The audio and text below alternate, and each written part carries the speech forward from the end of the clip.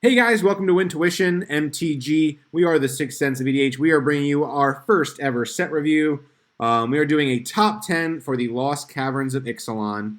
I'm here with Tommy and Alex, two of our other co-members here, and we have discussed and formulated our top 10 with a few honorable mentions of the cards that we think will either be tested, see play, or become staples in the format. So, without further ado, we're going to start with our honorable mentions.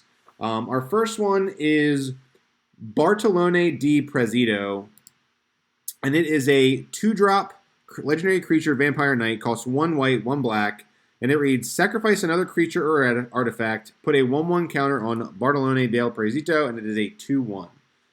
So Alex, this was your honorable mention. Why did you pick this one? It's a free sack outlet. Those are pretty great. And it's an Orzhov commander that lets you do that. So if you wanted to build that strategy in Orzhov, there weren't really a lot of great potential commanders. Your best one was probably LSL Core, but it didn't give you the sack outlet. So being able to put that in the command zone is a pretty strong thing. Okay. Tommy, you have anything to say about this card in particular? I kind of feel the same way. Just being able to put something like that in the command zone seems pretty strong. Sure. I don't know if we've had anything as far as like a reliable sack outlet like that that's multiple colors in the command zone. Mm-hmm. I think it's definitely going to be tried out. It's going to be tested. What? Go ahead. It's like the other cards in this, like, it's very, I think it's good, but I'm not 100%. Mm-hmm. So, what decks do you guys think you're going to see it in the most? Either as a commander, where it's a sack thing, or as another piece in any kind of like Abzan, Protean Hulk kind of stuff, which is a little bit more fringed anyway. Sure. But it's another piece of redundancy for that in the 99, if you do go that route. Okay, that's fair.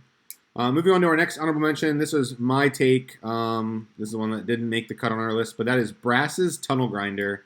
It is a 3-drop, 2 colorless and a red legendary artifact. When Brass's Tunnel Grinder enters the battlefield, discard any number of cards, then draw that many cards +1. At the beginning of the end step, if you descended on your turn, put a bore counter on Brass's Tunnel Grinder. Then if there are 3 or more counters on it, remove those counters and transform it. And then it turns into a land that is a cave. And then it has tap for red. This is whenever you cast a permanent spell using mana produced by Tectonic, the Shearing Rift, which is the name of the land. Discover X, where X is that spell's mana value. So a lot of upside, because I think as a mechanic, Discover is one of the strongest mechanics out of this set.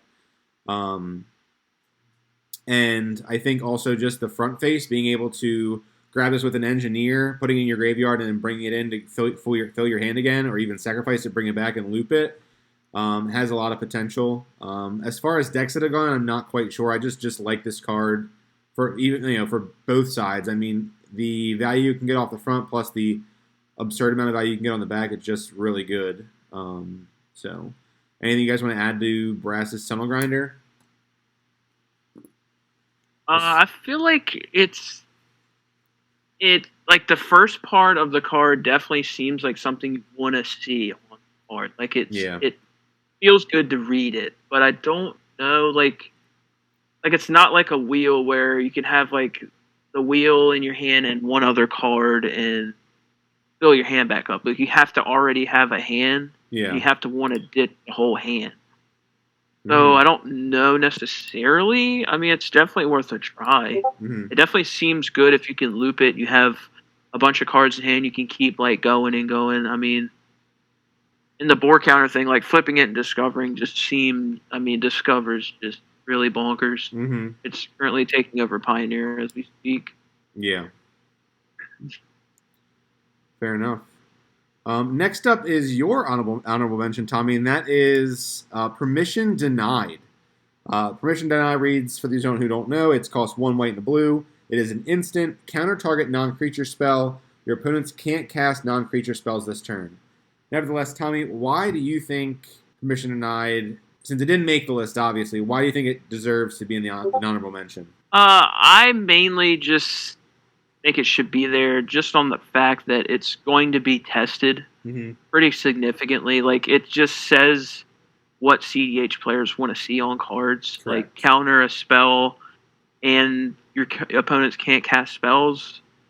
Like, it is not only non-creatures, and it is stapled onto another like effect, so it's kind of awkward, but I feel like it's mainly going to be tried out to try to go off on someone else's turn. Like on decks like Thrasios Bruce, or like big mana decks like that have like Seedborn and have a ton of mana all the time. Like, you can counter a spell, lock everyone else's spells out on their turn, and then like Born Upon the Wind or Emergent Zone and start winning on their turn with a silence after you countered their thing. I don't know. I just feel like it's obviously going to be tested. Yeah. I just don't know if it's going to be staple, but it's going to be tested for sure. Alex, you want to add anything about Permission Denied? What are your thoughts on it? My main thoughts are just that it feels niche. Okay. That's really it. It is what Tommy said of it's a lot of things that you want to see on a card. I just think that it's going to be too niche to become a staple because it's already such a hard slot to have 2 mana counter spells. Yeah, I get that. Next honorable mention was yours, Alex, which was Tectonic Hazard. It is a 1 mana red sorcery. Tectonic Hazard deals 1 damage to each opponent and each creature they control. Let's see what you have to say about it. Why Tectonic Hazard?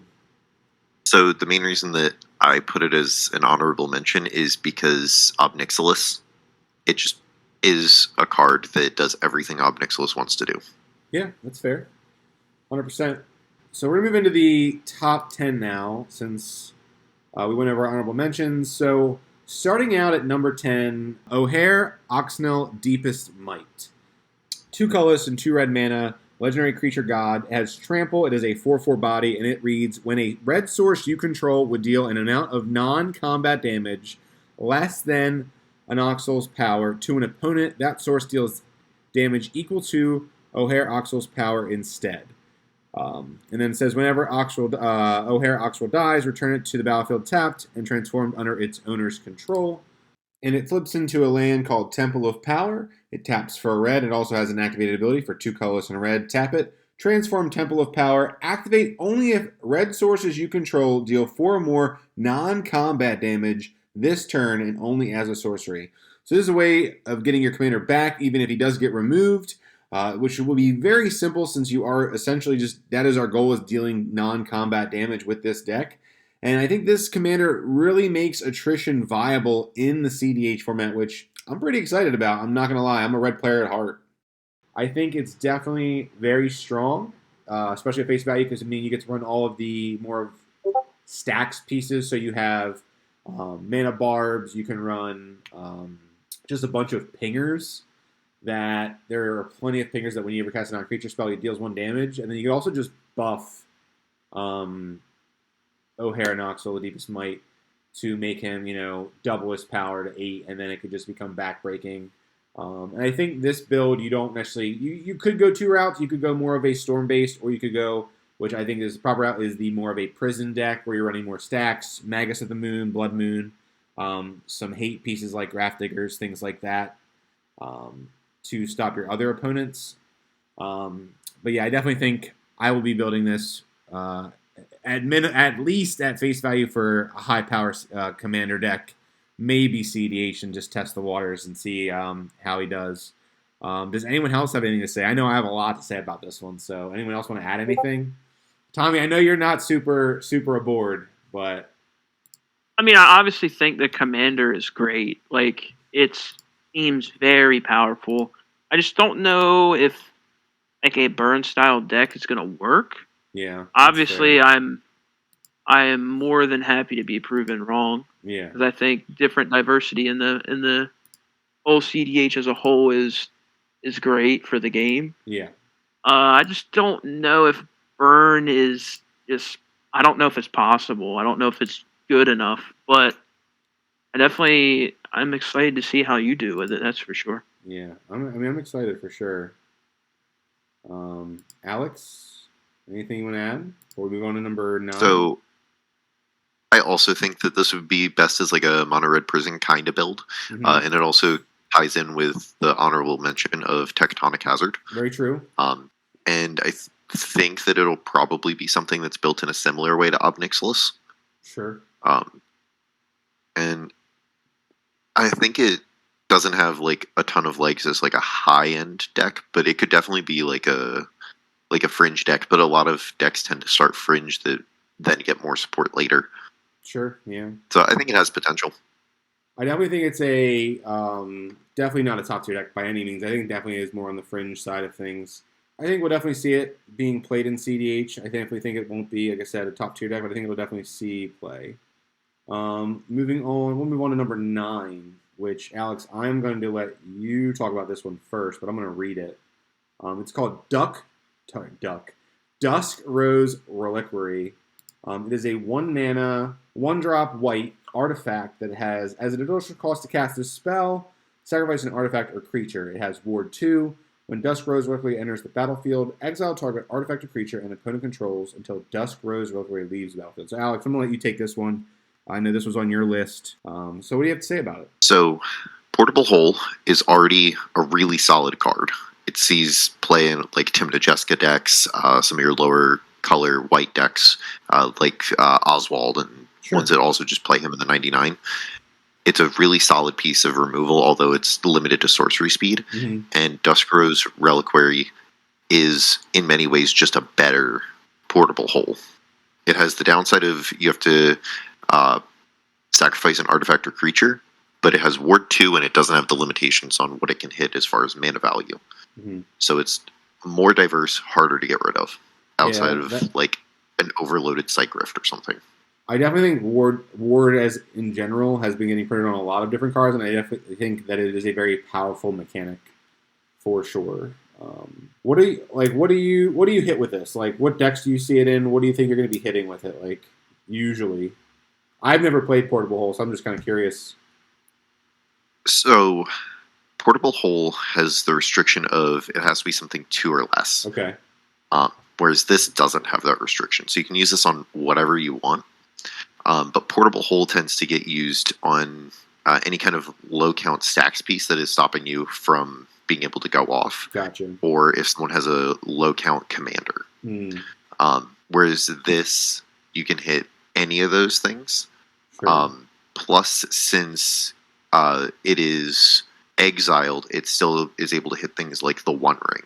That's very true. That actually is really relevant now that I think about it. Like, hitting the One Ring seems really sweet with this card.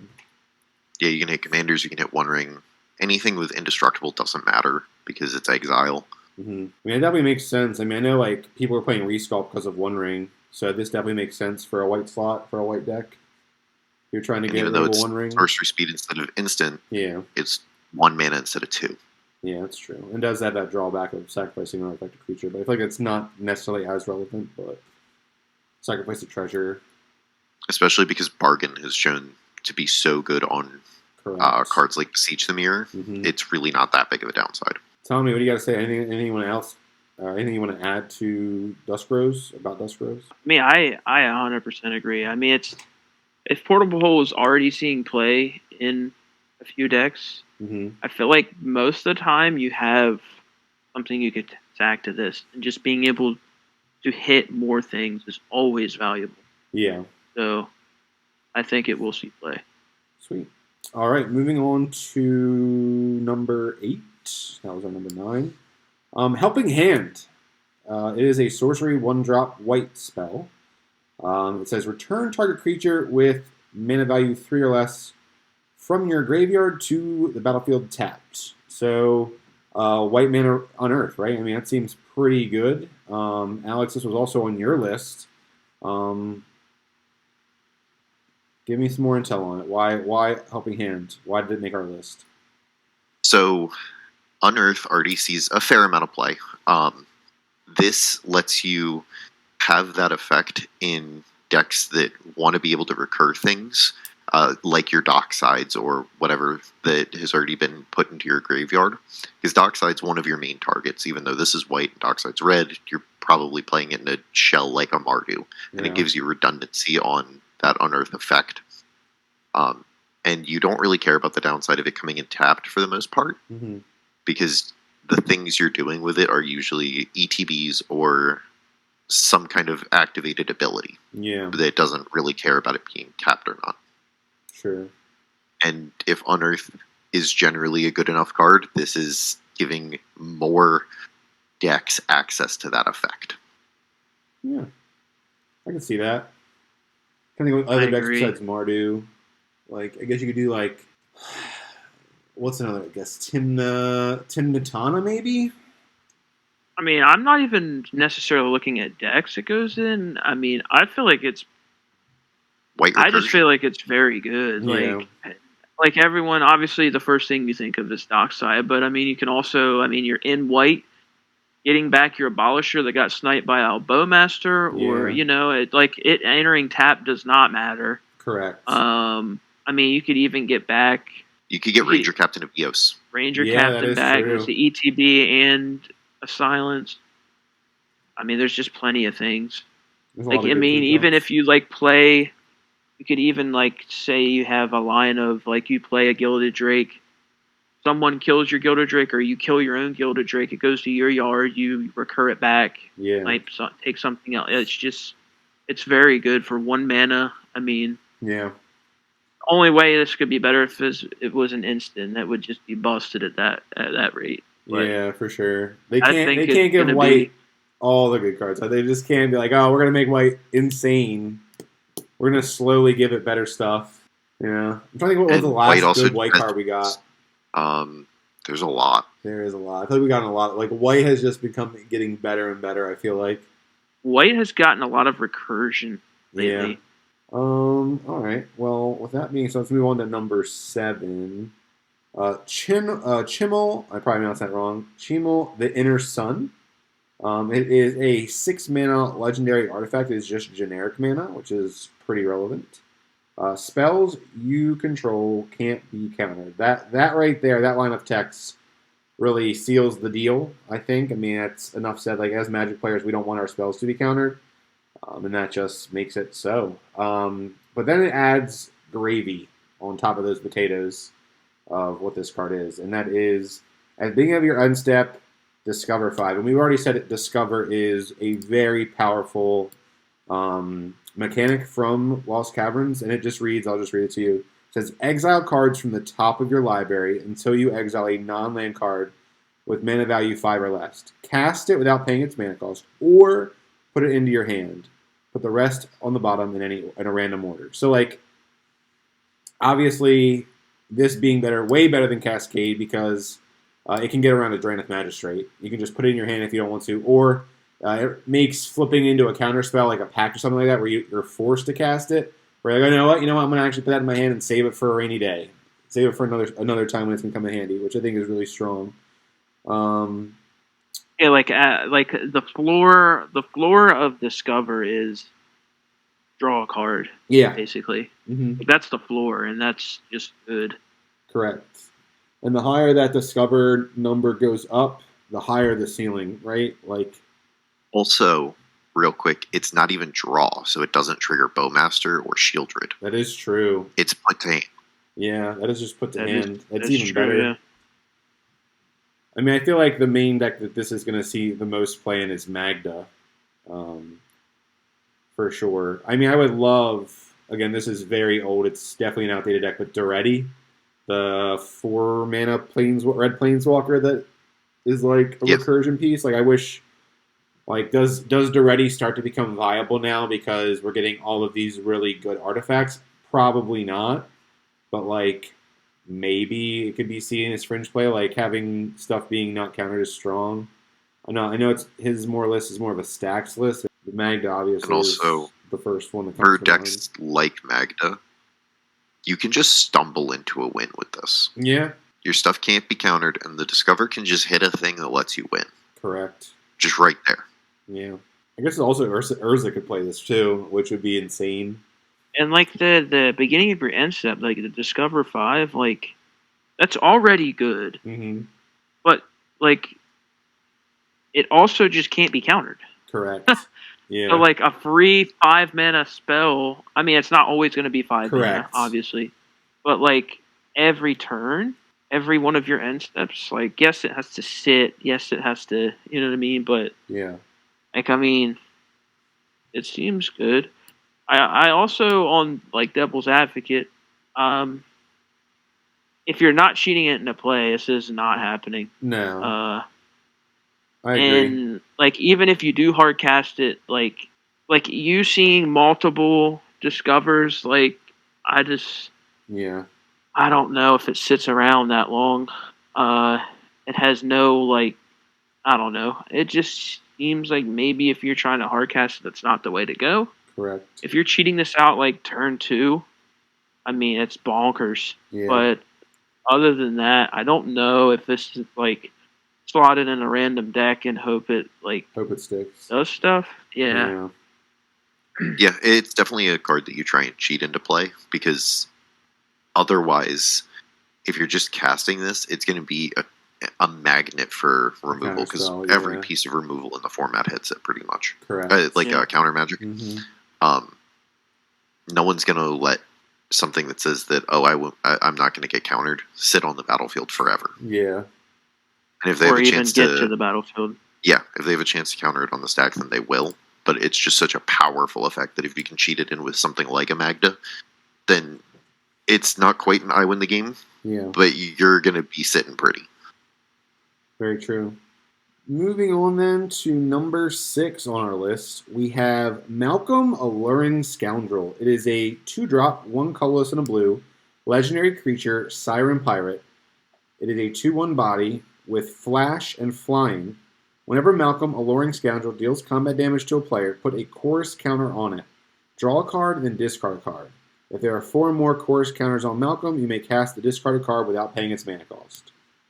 So I feel like this card is, like, strong, right? I feel at face value it is a 2-mana flash creature with flying, so it has the evasion. You can cast it on the end step, holding up, counter magic potentially. And then being able to get in with it for an attack and getting a draw with Timna, and then another draw with him as well, because you'll have the ability on Malcolm itself. So essentially you'll be able to get 2 cards potentially if you're running this in a Timna plus X deck. I don't think you're getting the four chorus counters though. If you're getting there, you might as well just be winning the game. Yeah, I agree. I just feel like when you read this, it's like, wow, that is busted for a 2-mana card. But, like, even if you play this turn 1, like, you swing in turn 2, get 1, and, like, it's turn 5 before you get to cast something for free. So, like, turn 5, like, the game's, like, 5 or 6 already, right? Yeah. Yeah. So, yeah,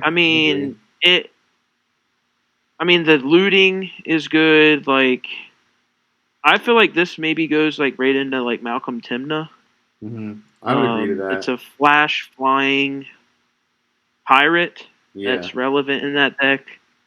I feel like it's going to be definitely tested out in that deck for sure. Yeah. It may team play, but it being a 2/1 definitely hurts it a fair bit.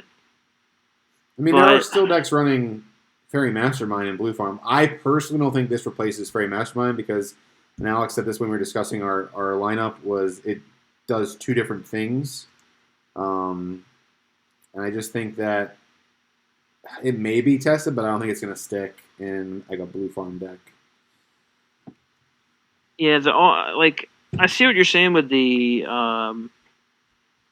Mastermind, but like Mastermind, your opponents have to be doing things. Yeah. Like your opponents have to be getting advantage for you. Yeah. For it to do something. Like this, you just swing in with an evasion and then get your draw and you'd have to discard. But yeah. I mean, it's definitely going to be tried out for sure in a few different decks. Mm-hmm. I mean, it has a relevant creature type for existing decks. It's a flash flyer. You know what I mean? It's just 2 mana. It's cheap. Low to the ground. So, I feel like it's solid. For sure. Alex, anything you want to add? I don't really have much else to say on it. The casting for free thing is kind of slow, but you get to choose whatever you're discarding. Yeah. So you get to pick something that's busted, assuming that you have it in hand. Yeah. And it's giving you card advantage. Well, card filtering. Mm-hmm. Yeah, the only problem with it is just that it's kind of slow. That's really it. Yeah, that's fair. All right. I think that's what we said about that. We're going to move on to number 5, which is Francisco F Marauder. Kind of on the pirate theme here. It is a 2-drop, 1 colorless and a black legendary creature, bird pirate. It has flying. Francisco F Marauder can't block. Whenever one or more pirates you control deal damage to a player, Francisco explores. I think the most important keyword here, guys, on this card is partner. So, Tommy, hit us up with your take on Francisco's. I'm pretty sure he was on your list. Yeah, so the main thing is it's another partner commander to test out with various different other partners. Partners are just very good. They have been since they've been printed. They're always going to see play. Yeah. It's a low CMC black creature. Yeah. In the command zone that can be partnered with something else. Yeah, it's going to be you're going to see it partnered with Crom. You're going to see it partnered with Malcolm, like other things like that. You're going to see it. It's a 2-mana partner. It's just going to see play, whether it does anything or it doesn't. People are testing it as an alternative with Crom as like a turbo Nas deck. I've heard rumbles about it being people finding ways to make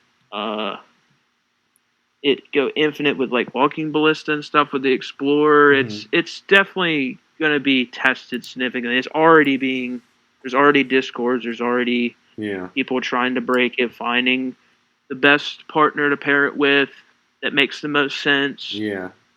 That's fair. I mean, partner on anything. Like it's as long as it's halfway relevant, it's going to see play somewhere. Alex, it's going to see play.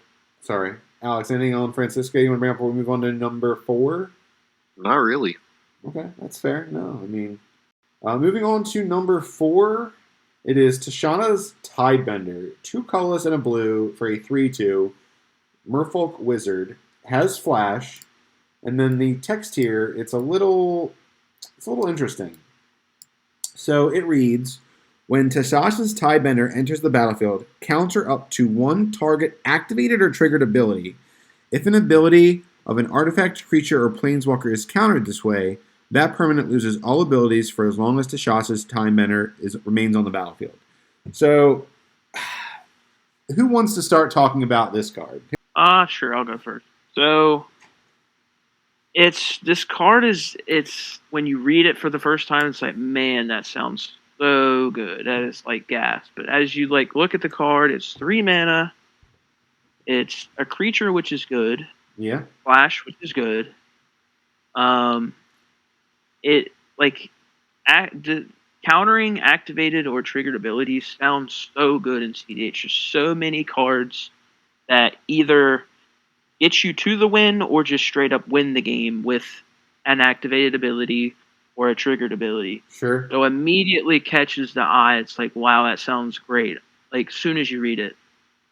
This one also has the extra text where it shuts that thing off that it's countering while it's on the battlefield. So you just can't use if you counter like an activated ability, you just can't use it while that's on the battlefield, which I think the main implications for this is like maybe trying it in Kinnan decks, like flipping it for free, or not free, but flipping it off of Kinnan in response maybe to something. hitting something like that. Yeah, or Thrasios decks, like Thrasios Dargo, things like that play the Convoke spell. What's it? Chord calling, like chord it out at instant speed and like not cheat it out per se, but like Yeah. get it out in multiple ways other than just casting it. Mm-hmm. Maybe it's tried out there. I just think that it's relevant to read the rest of the card, like not just countering it, but also shutting it off while it's on the battlefield is very relevant. Like casting this, flashing this in response to a cannon activation, and then the cannon just sits there. Because cannon, I mean, what does it have? Like Pongify, like get it off the battlefield. Like, I mean, what else does it have? I mean, maybe like a just few little, bounce spells. And then it just goes back to hand, and you can, I mean, it hoses things like Thrasios, which is pretty relevant in the metagame right now. So like you can flash it in response to it. Tivit, yeah. To say there's just a lot of commanders that revolve around activated or triggered abilities, and you can just shut them off of it and then keep them off of it, which seems very good, but 3 mana is kind of leaning me away from it a hair. But I think it's obviously going to be tried. Like the rest of the cards on this list are going to be tried out. People are going to try them. If it sticks, if it seems good, it's all dependent on testing, obviously. Yeah, Alex, you want to add anything before I take it over? I think that the main downside to the card to me is that it's 3 mana, which Tommy was already talking about, trying to get it into play without hard casting it through tutors or activations.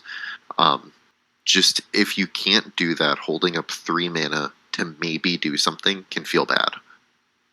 Yeah, very true. Like, because 3 mana is probably like the fairest rate you're going to do on this. Because 2 mana, it's probably a little too cracked. Like, that's just too good of a card. Yeah. But 3 mana just feels like a little more than what you want to do. That's kind of just where I sit with it. Is it just feels like a lot of mana to hold up for maybe nothing. Yeah, that's fair. I think I mentioned it while Tommy was talking, kind of cut him off, but I think I feel like the only like really good deck this card could go in is a Nimrus deck, right? Because it has flash. You get to replace the effects. Like you're always usually holding up mana in Nimrus. I feel like that's where the card feels most playable to me. I can agree with that. Yeah. So yeah, Tasha's Taiben taking number 4. Moving on to number 3, we have Cutu Malamet Exemplar, a 3-drop, 1 colorless green and white cat warrior. It is a 3/3. Your opponents can't cast spells during your turn. When one or more creatures you control control each with power greater than its base power deals combat damage to a player, draw a card. I'm going to start off by saying this card is an auto-include in cEDH. It is another abolisher effect in cEDH, one that is tutorable. You can get on the end step with a search, and then you can proceed to go off. Not only does it buff up cEDH, which also will trigger her second ability, which will allow you to draw a card. It is just a good card that goes in cEDH. So that's my take on the card. I will be definitely playing it. I think I like the original art versus the alternate art. The cat looks a little more rabid in that one. So, but that's just my take on Cutu. Alex, anything you want to add? Tommy? I think that if this card would have come out a few months ago, it would be worse than it is right now, because the printing of Agatha's Soul Cauldron really helps with adding those counters to make things actually trigger it. Because there's a decent number of decks that play Agatha's Soul Cauldron. So I know that I've seen it tested in things like Najeela. I don't know if it'll stick in Najeela, but if it's played in Najeela and they can give their tokens +1/+1 counters to then also trigger this to get the draws as well, that's pretty strong. I know for me, I'm putting Flowering of the White Tree back in because it gives the buff, which will allow you to draw more cards, which just seems so good. And Tommy, anything you want to add? I don't know. I mean, it's obviously going to see playing like cEDH and stuff because it's a legendary creature. It may be the only thing with Najeela, like, yes, it's a warrior, it's an abolisher type effect. It's very key to note that it's not abolisher by any means. because it only states you can't cast spells. Abolisher said you can't activate abilities of certain things, artifacts and enchantments. So it's not Abolisher by any means. It's very good still. Yeah. But I don't know how many decks are going to play it, though, because being restricted to green and white to cast it, it means 3 mana. The drawing a card is...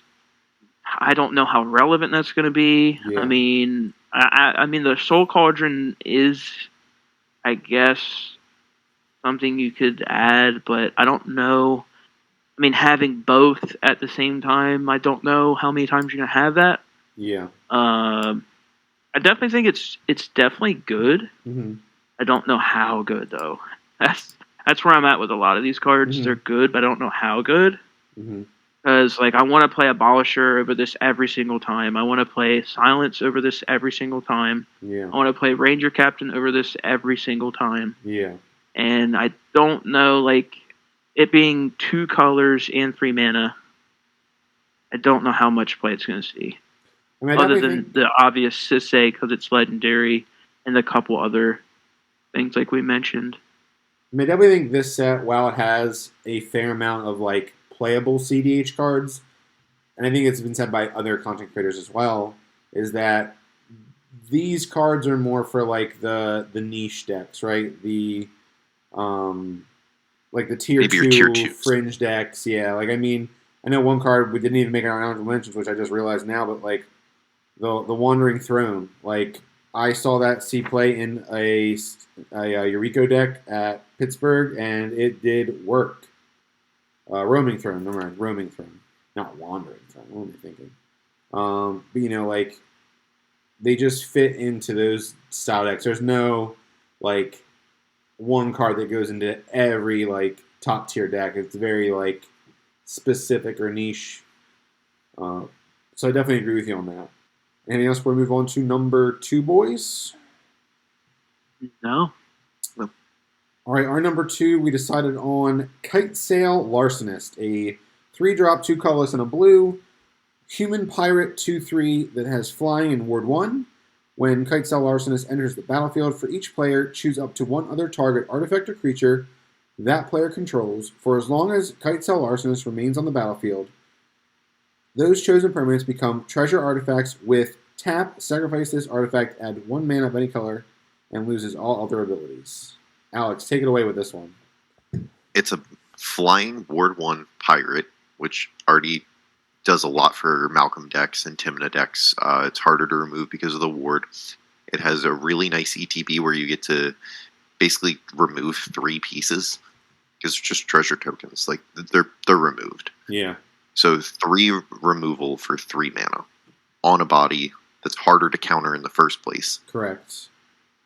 And then it's got the ward, so it's hard to target. It's 3 toughness, so a fair amount of things are just not going to be able to kill it between those 2. Mm-hmm. It's never going to die to a Bowmaster. Correct. Because they would have to pay the ward on every single one of those, and it would have to be 3 triggers. Yeah. This hits 1 ring. It hits commanders. The possibilities are really endless. Yeah, it's everything as long as you can pay for something else's ward. Mm-hmm. Definitely could see it in Tymna Malcolm decks for sure. Seems really good in that. Tommy, this was also on your list as well. It was on all of our lists. Yeah, it's going to see play. Pretty much any Malcolm deck is going to run this, I reckon. Yeah. Even outside of that, I think it's just good. You got to think of Commander and cEDH as a whole. When you're fighting for something, or you use a removal piece on something, you're putting yourself at a disadvantage. Yeah. Because you're using one of your cards to take out another card, and 2 other players didn't have to do that. Yeah. So with this, you being able to hit something on each player's board is very relevant. Yep. And doesn't feel bad. So I think it's very cheap to play, so 3 mana. If this had flash, it'd be absolutely stupid. I'm glad it doesn't, actually. But the flying ward's very relevant. Another relevant piece to talk about is not only is it a pirate, it is also a human. Yeah.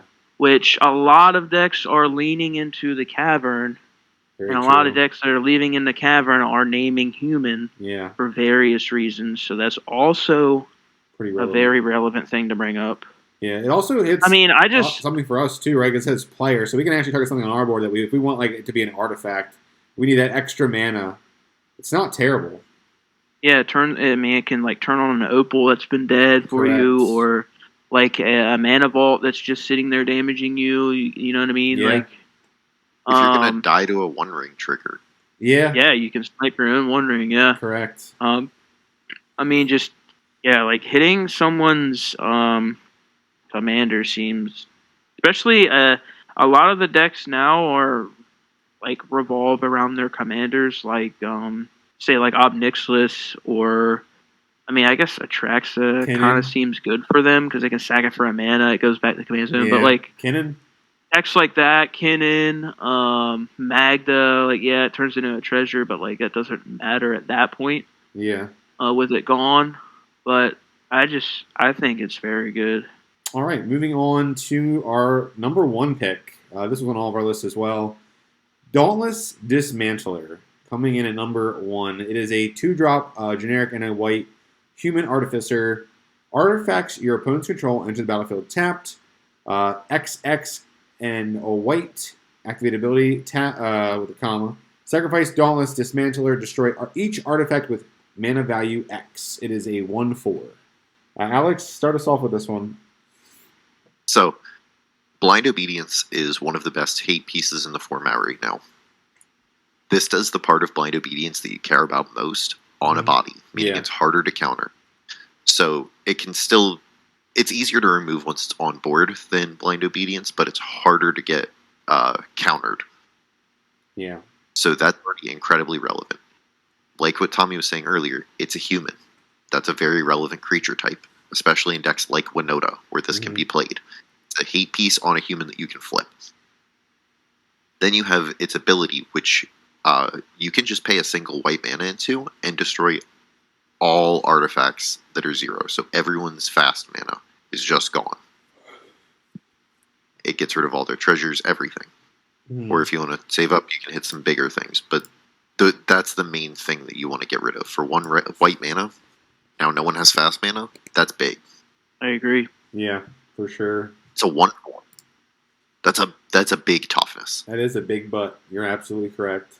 But still, like, such a good card. I actually played against it at Pittsburgh. A Timeless was running it, and there were 3 mana crypts on the field, and he just went, boop, activate the ability, and then they were all gone. It just set everyone back so far.